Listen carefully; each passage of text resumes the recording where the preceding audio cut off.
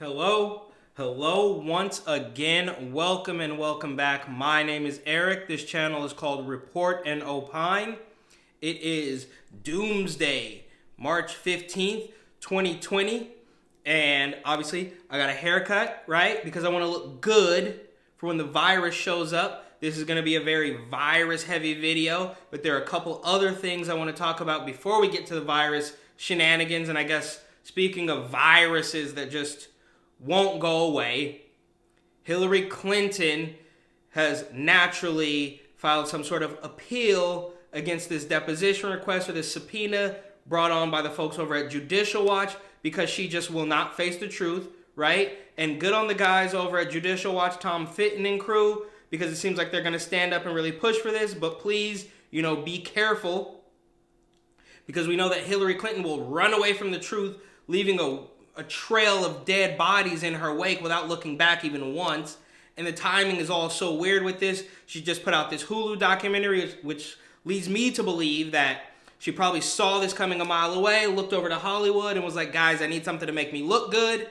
And she's probably loving this wall-to-wall corona coverage because it sort of keeps the eyeballs off her as well. But in some weird way, she still wants the attention because she's just a weird, depraved old lady.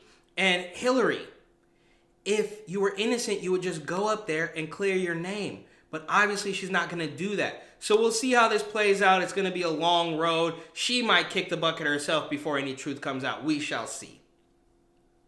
Then we've got Dwayne Wade, who is now tripling down on his tranny kid. He took to his Instagram late last week to post this creepy little photo and this corny little caption about like, oh, allow her to reintroduce herself, and use she and her and shim or whatever like 30 times in the short little caption to just make sure you know that his son is now his daughter. And it's all very creepy because, Dwayne Wade is a literal NBA champion. He knows that there's a difference between a man and a woman, but for whatever reason, he's entertaining these delusions. I think Gabby Union, his washed-up Hollywood home-wrecking wife, has a lot to do with this, right?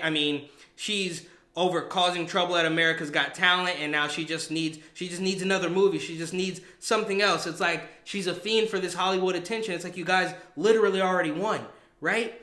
Gabby had a fairly successful Hollywood career, made some pretty landmark movies. Dwayne Wade is an obvious NBA champion, but now they want to sell this movie, sacrifice their son to the tranny gods, and get another 15 minutes of fame. For what? You guys are so disgusting.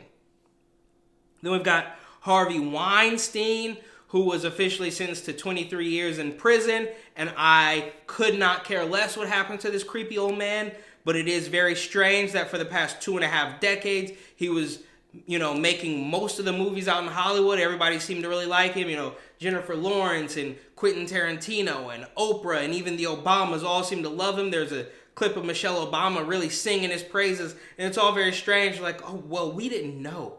We knew nothing about him. You knew enough to really sing his praises about how much of a stand-up guy he was, but you didn't know he was doing all these weird, creepy things to women. Meanwhile, there's 100 women talking about, yeah, me too. They literally started the whole movement, hundreds of them, and you're like, well, we didn't know. They never said anything to us.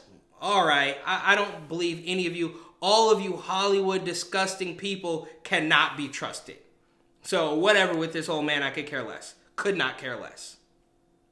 Then we've got Andrew Gillum, who ran for governor out in Florida. He lost, right? And he would just say, oh, voter suppression or racism or whatever it was.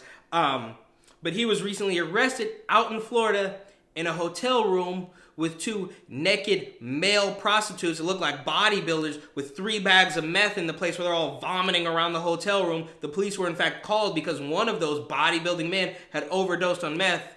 And Andrew Gillum said, oh, I just was out visiting. I went to a friend's wedding and I just drank a little bit too much. And you just happen to be naked in a hotel room with 2 meth-smoking bodybuilders? Give me a break, bro. I'm sure it was that racism that kept you from the governorship out in Florida. And good on those people for not being quite so stupid and seeing through his nonsense from the start.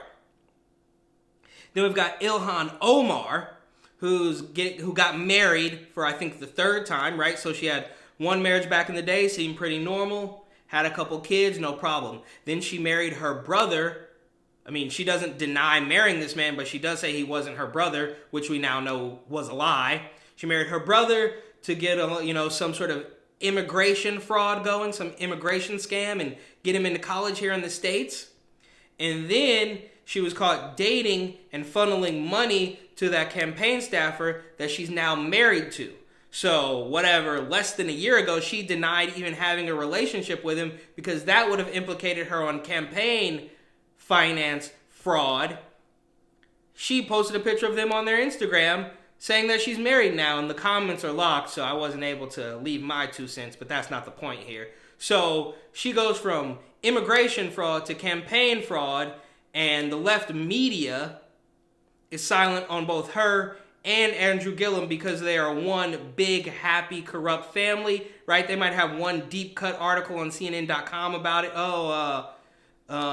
Congresswoman gets married, and then, former gubernatorial candidate caught with drugs. But they won't say Democrats or name the names or any of that stuff. They'll just sweep it under the rug because it doesn't fit the narrative. It doesn't fit the agenda. But as soon as somebody on the right calls the coronavirus the Wuhan coronavirus, they declare racism, even though everybody in the left-wing media was calling it just that, a month or 6 weeks ago, right? So Ilhan Omar, Nancy Pelosi, and AOC all jump out the window and say that calling it the Wuhan coronavirus is racist, and if you don't eat at a Chinese restaurant, you're also racist, which is insane. I mean, you guys are shutting down the entire economy. NBA, NHL, Broadway, E3, South by Southwest, anything with more than 500 people, you're shutting down. But if you want to be careful about where you eat, Chinese restaurant or otherwise, you're racist? What? This is just like what they did back in 2016 when they called Donald Trump every name in the book and all his supporters every single name in the book. It drove them so far left that they decided to vote for Bernie. And they're like, wait, no, not that far. We just wanted you to really just do exactly what we say. It's the exact same thing. So these people are disgusting. And it's like, you guys shut down the NBA. I mean, the NBA has already bent the knee to China, so that's for another video. But, back in the day, if I'm going to date myself here, I recall Michael Jordan playing, the entirety of the NBA Finals one year with the flu, and his teammates, really hugging him. There's a real famous photo of him and Scotty, like, hugging, like, we're going to be all right, man. And then they win the game, and all is well, and nothing happens. But now 2 NBA players come down with this virus, even though they're in perfect health and probably nothing's going to happen to them. They shut down the entire thing. Now, they just want to crash the economy, break down the whole thing so they can point the finger at Donald Trump, implement their socialist policies, and then line their pockets with the cash, right? And it's the perfect setup because no matter what happens, they can just say Donald Trump is wrong. If he shuts down travel from China, a month ago, they say it's racist. And now if he doesn't allocate $1 trillion gazillion dollars to fight this heavily deadly virus, and they say he doesn't care about the American people and actually claim that he has the virus himself. Of course, he did get tested and it came back negative. So what's next from the left? We shall see. Then we've got AOC, of course, unendorsing Bernie Sanders, which I almost want to give her credit for because Bernie Sanders is terrible, but she doesn't know that. They were once BFF. She just knows now that she's got to move a tiny bit closer to the center. She's got to make sure that all these people fill out this census, illegals included. Otherwise, she is going to be out of a congressional seat. Because the normal Democrats want her out. They're trying to redistrict her, reshape some things so that her seat no longer exists. And she's doing all she can to keep that job, even though she's well in over her head as far as politics are concerned. I think she should step down, move to Hollywood, and work on The View 2.0, all racism all the time, because that's all she knows. And they'll eat it up over there. Get out of politics. You're already famous. You can start a show. You can start a YouTube or a Hulu or whatever. You're ruining it. Stop forcing these beliefs on your district here in New York and the American people as a whole. Go on TV and shill that way. You disgust me. Then we've got the Democrats pushing back their primary out in Louisiana, which, whatever, of course, they're using the virus to their benefit again, but it's like, how is this going to benefit them? Well, are you going to find another candidate? It's not going to matter. It's just going to be Joe Biden. He's going to be an empty suit. You're going to prop him up. Whoever's back there behind the curtain is going to control him from start to finish. Like I said, the man can barely complete an English sentence, but we all know that. So they need to, pick a decent vice president that can obviously also be controlled by their powers, because we know that Joe Biden's brain is leaking out of his ears and he's getting so old. I mean, God forbid the man kick the bucket. You need somebody who at least can put together a sentence. All right? And then we've got de Blasio and Cuomo hopping out the window, announcing formally the first death in New York City of coronavirus. It just happened to be an 82-year-old woman who had already been in the hospital for months or weeks at least with advanced emphysema.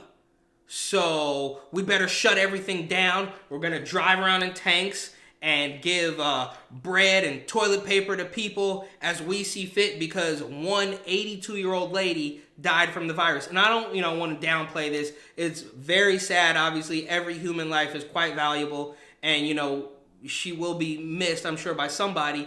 But this is no reason to lock down the whole city. I mean, I was outside today. It looked pretty nice. It was 60 and sunny. I ate a bodega sandwich. I feel like $1 million. I might go lick subway poles tomorrow. We're going to be fine. You guys got to quit freaking out about this whole thing, fighting over toilet paper and all sorts of nonsense. It's disgusting. And then we've got what they're now calling a corona-related hate crime. Coronavirus, sorry, not to be confused with the beer, obviously. A coronavirus-related hate crime, obviously fueled by the media, right? So, I mean, they say that it was racist to call it the Chinese virus, even though 6 weeks ago they were calling it the Chinese virus and driving people into this frenzy until a 13-year-old kid on the Upper West Side beats up a Chinese man, and then they report on that. So this is a vicious cycle. They create the problem, and then they report on it, right? I mean, this is what they do. And of course, Tom Hanks has the virus, him and his wife. Justin Trudeau's wife has the virus now. And I think they're all going to be okay, along with those NBA players. They're going to be okay, because this is very similar to the flu. Now, some people say, this is 10 times more deadly than the flu. You're crazy. You're a conspiracy theorist. Even though the corrupt mayor of San Francisco, London Breed, posted to her Instagram that, you just got to wash your hands and maybe get a flu shot. So which is it? Is it like the flu, or is it way deadlier than the flu? Or are you just pushing vaccines on us? You just want complete control. That's all I can see from here, is they want complete control. They think we're locked down in our houses and we're not going outside, and we're just going to wait for de Blasio to come out and say that, all right, the air's pure now, you can come back out. I'm not stupid, even though they think we're stupid, and that's what this is all about.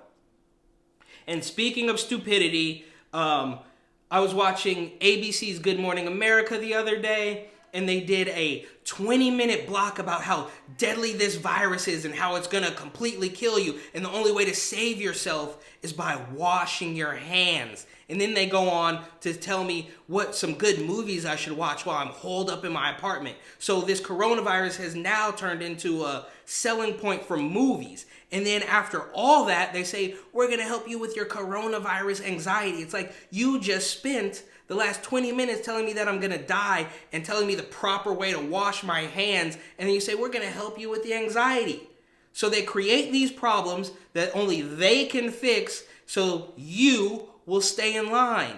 It's absolutely disgusting. I said it before, and I'll say it again. These are the type of people to steal from your house and help you look for what they stole. Or, bash your knees in Tanya Harding style and then give you a wheelchair and be like, see, I gave you a wheelchair. You should be thankful. Come on, I helped you. No, dude, I'm not buying this anymore. You guys disgust me.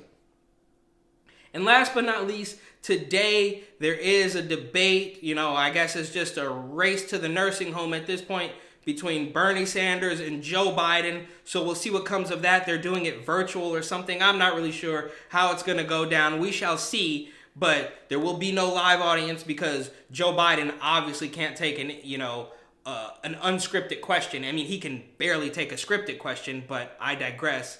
Perhaps I will talk about that on Wednesday. We'll see. So please check back every Sunday night, every Wednesday night, and have a wonderful morning, afternoon, or evening.